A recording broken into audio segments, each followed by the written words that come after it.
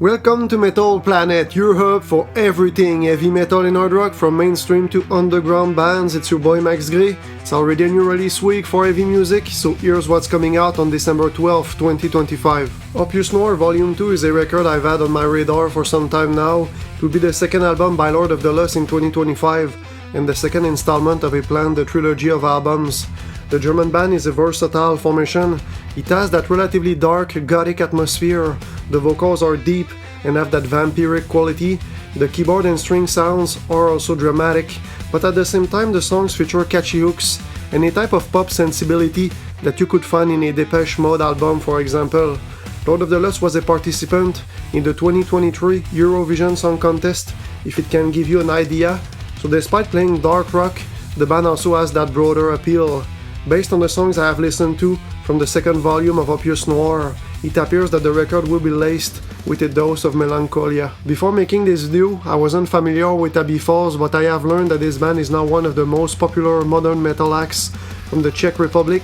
The music of the group is in a kind of overlapping area between metalcore and deathcore, kind of like the Acacia Strain or Upon a Burning Body, a band we talked about in the last video. The material from Life is Just a Temporary Plan features frantic rhythms and a biting aggression that you just can't ignore.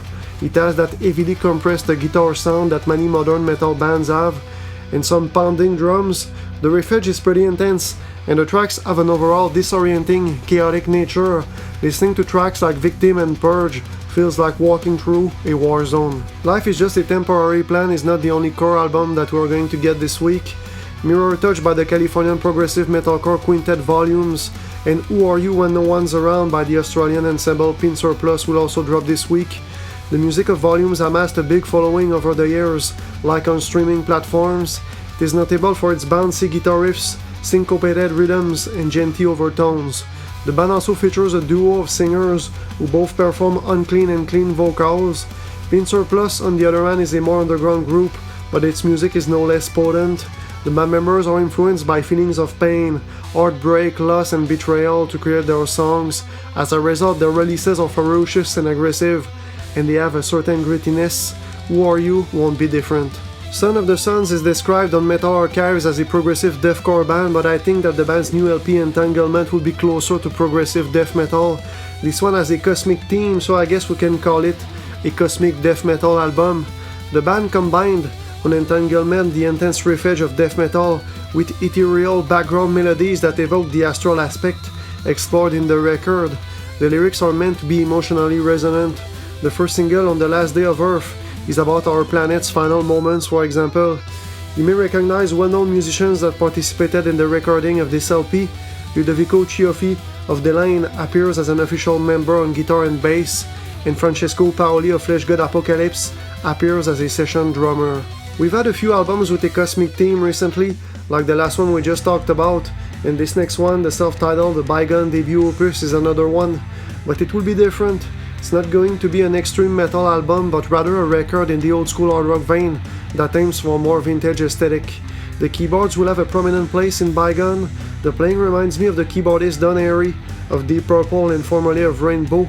The Bygone tracks not only remind me of the music of those last two bands, but also of UFO, Uriah Heep, and Mountain, all classic hard rock formations that contributed to the birth of metal music in the 70s. By combining space travel themes with a 70s nostalgia, the album proposes an interesting retro-futuristic formula. I just mentioned the band Rainbow, and in 2 days there's an actual former Rainbow singer that will release a live album. Graham Bonnet will drop Lost in Hollywood again, an album capturing a performance of him and his band at the famous Whiskey A Go-Go venue on the Sunset Strip in West Hollywood. The record offers a retrospective view of the career of the musician.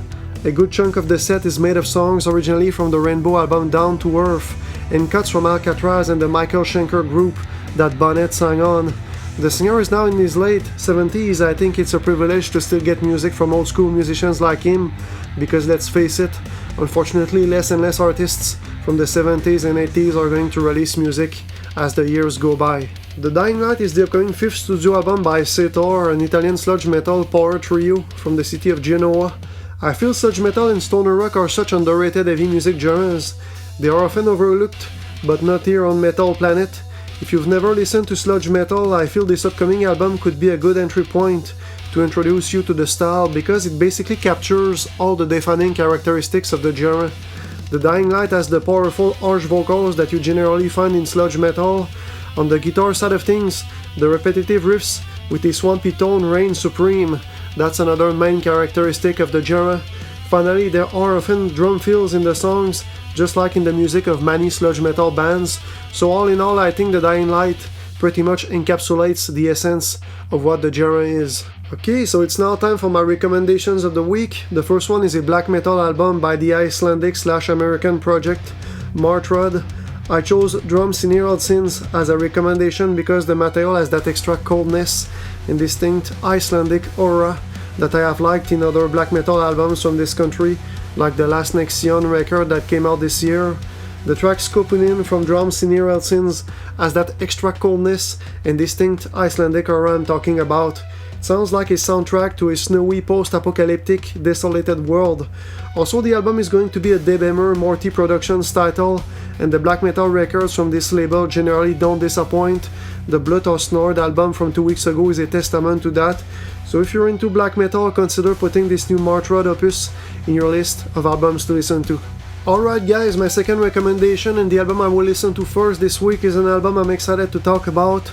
Anatomy of Sin will be the sophomore record by Khepra, a band from Turkey that takes inspiration from ancient religions, occultism and literature.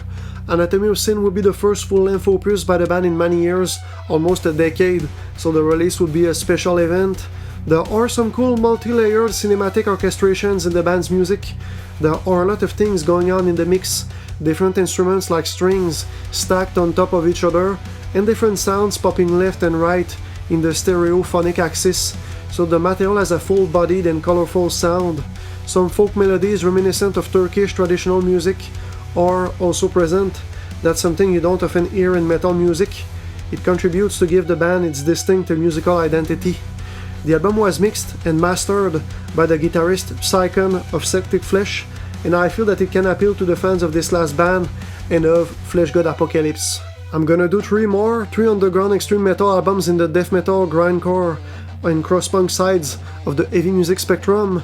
We have Disturbing the Cenotaph, Time and Tide, and Mass Extinction, respectively by House by the Cemetary, Phantom Corporation, and Rotten Sound. A common element that those three releases share is that with them you won't find a synthetic Andy Sneap type production, but rather a more unpolished sound. I think that type of sound does justice to the material and the underground direction those bands go for.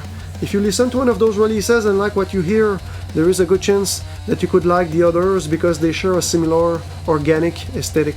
So that's it for today. Tell me in the comments what you plan to listen to this week. If you found this video useful, smash that like button and subscribe to the channel for more heavy metal and hard rock related content.